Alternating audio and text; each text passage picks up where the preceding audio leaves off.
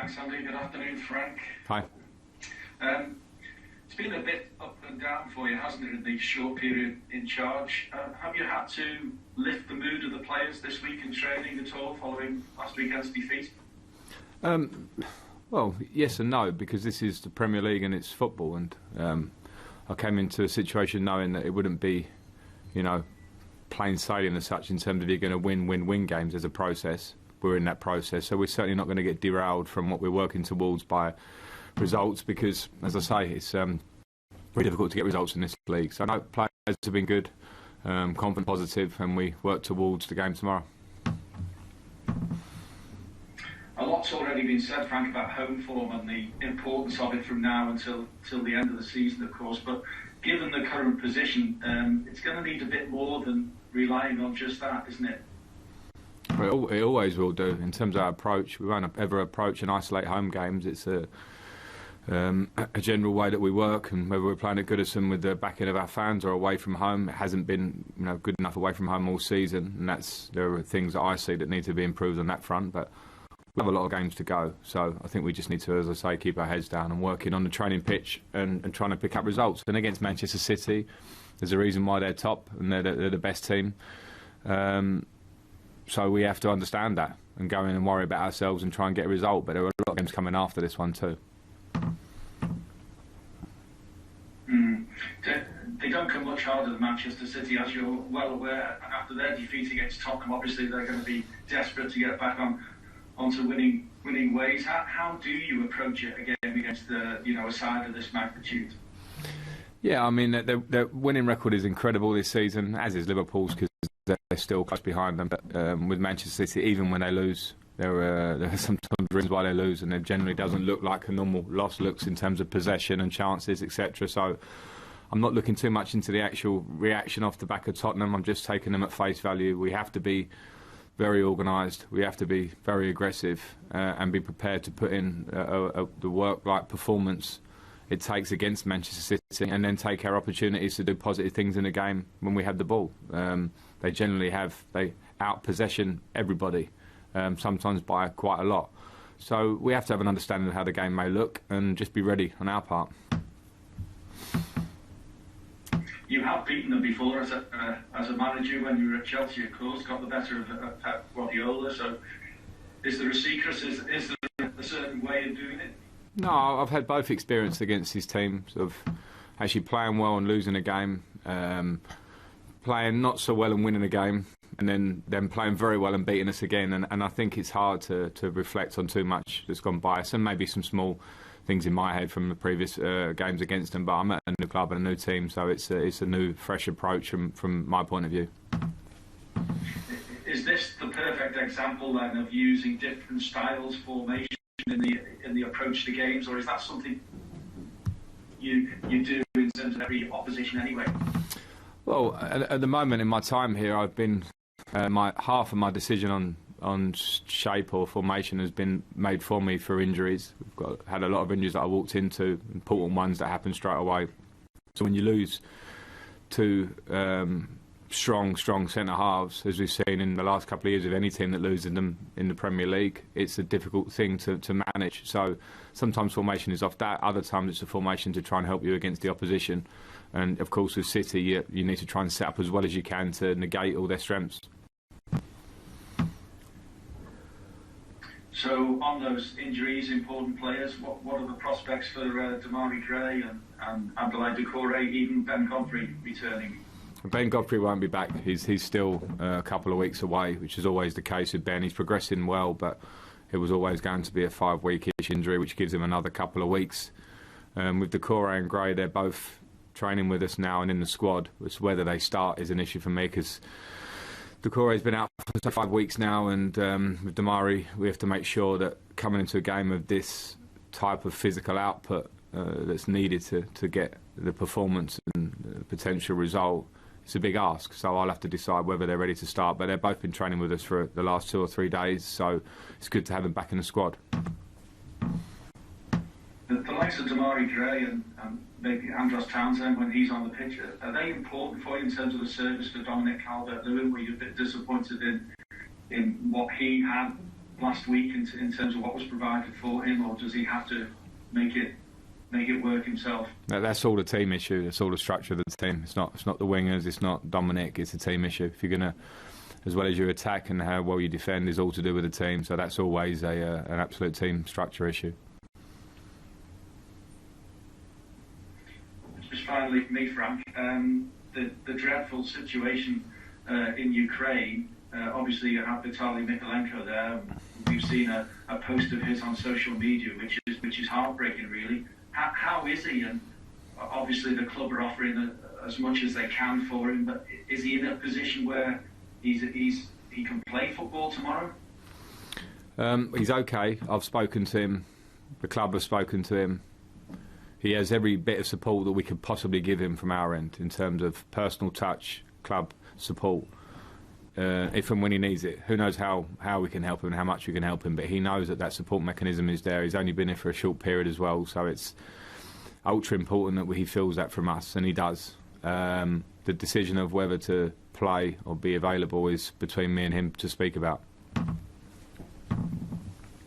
I'll pass on all our best wishes for him. Thank you very much. Thank you, I will do. Thank you. Thanks, Alan. We'll go to Olivia Bazaglo, please, at Premier League Productions. Hi, hello. I know the results haven't maybe been what you'd have liked in your first few games, but do you think you've seen enough positive in the performances as a whole to know that Everton can get out of a relegation fight? Yeah, I mean, I would have liked to have won all of our games, but it's the Premier League, and travelling to places like Newcastle and Southampton and being slightly off in times can lead to defeats. And I knew when I was coming here, as I sort of mentioned before, is that when you playing at this level, you don't expect to come in and wave a magic wand and bring results. So you want to work in steps and see progress. And I've certainly seen that. I've certainly seen it behind the scenes. That's good for us as staff and for the players to feel it at the training ground. We've seen it in two really good performances, and then we've maybe seen some of our weaknesses in the two defeats, and some of that is reverting to stuff that I saw before I came in and things that I want to correct, but it cannot be corrected in one go. So that's step by step. So I'm pleased with the progress, and yes, I certainly believe in the group that we can get the performances and results that we need. When you look back on that Spurs performance against Manchester City, I know Everton are going to play their own game, but is that, when you look at that performance, is that the best way, playing like that, to beat Manchester City, solid defensively, and having someone like Dominic Calvert-Lewin, like Harry Kane did, to play such a big part? I think it's hard to absolutely say that with conviction. I think Tottenham defended very well, defended very organised, closed the distances. But having been a coach and a manager and a player for a long time, I've been in performances where we didn't play well. We defended deep. We got a victory, and everyone tells you after it's a masterclass in defending. It's not necessarily the case. So, as I say, Manchester City normally make things very difficult for you. I think whether you want to defend high or low up the pitch, the main thing you have to be is together, and you have to be very active and very focused in the game. So, fair play to Tottenham for getting a result there. It's so difficult at the Etihad. But we have to approach it in our own way, and of course take some positives from performances you see previously. But yeah, we'll have our own style and preparation for the game, and the main thing is that players have focus and believe in themselves to get a result. And